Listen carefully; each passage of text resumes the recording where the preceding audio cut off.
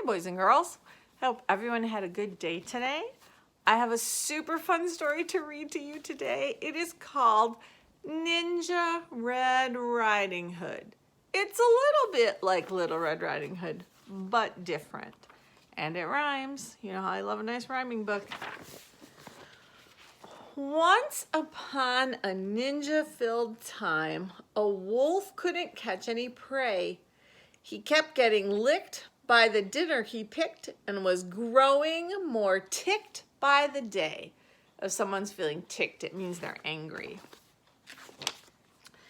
His belly was aching for bacon. I'm wasting away, he complained. To huff and to puff was no longer enough.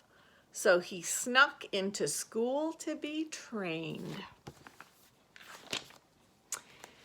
He practiced his katas for hours and mastered the whirlwind and wheel.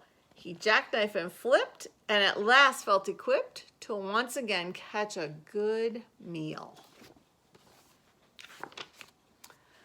Drooling with anticipation, he set off in search of some meat. While deep in the wood, he met Riding Hood. I'm bringing my grandma a treat. The wolf licked his chops when he saw her and hastily thought of a plan. There are flowers that way. You can pick a bouquet to give to your little old gran. Then the wolf took a shortcut to Grandma's, where he thought that he'd find her in bed. But Granny was gone, so he put her robe on and eagerly waited for Red. Do you think he's gonna fool Red Riding Hood? Soon after he heard someone knocking, he called out, "My dear, come on in. Oh, don't you look good in your lovely red hood, but a shame that you've gotten so thin."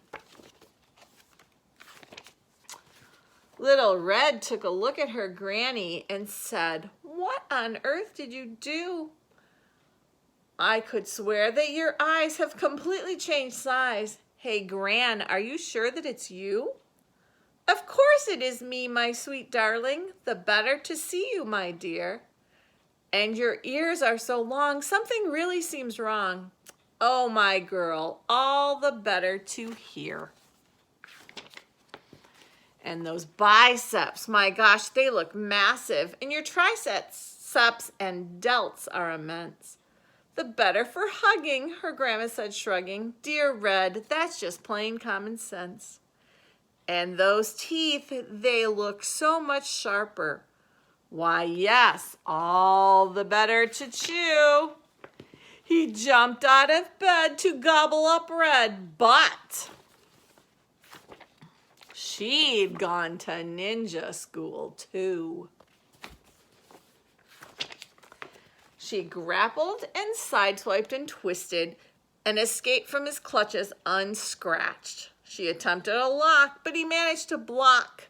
They appeared to be evenly matched. Just then they both heard someone chopping. A woodsman, Red thought, but instead, it was Gran and her G. She'd just come from Tai Chi. Don't you dare harm a hair on her head. The wolf took a swing at that instant, but Red deftly dodged the attack. She got a good grip, threw him over her hip, and the wolf wound up flat on his back. "I'll skedaddle," the wolf said in anguish as he struggled back up on his feet. "Just a second, you beast. You will not be released till you promise to give up red meat." Though his tummy still rumbled with hunger, the wolf faced his rival and vowed, "Ninja Red, you have won. My meat days are done." "Oh, Red Chan," said Grandma, "I'm so proud." Then Red and the wolf bowed politely, and Gran gave him half her peach pie. The wolf was a mess.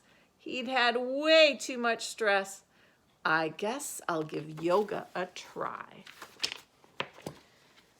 He enrolled at the Downward Dog Center, where his tensions began to decrease. He studied with yogis, said no to meat hoagies, and felt at last truly at peace. And there he is. Good night, boys and girls.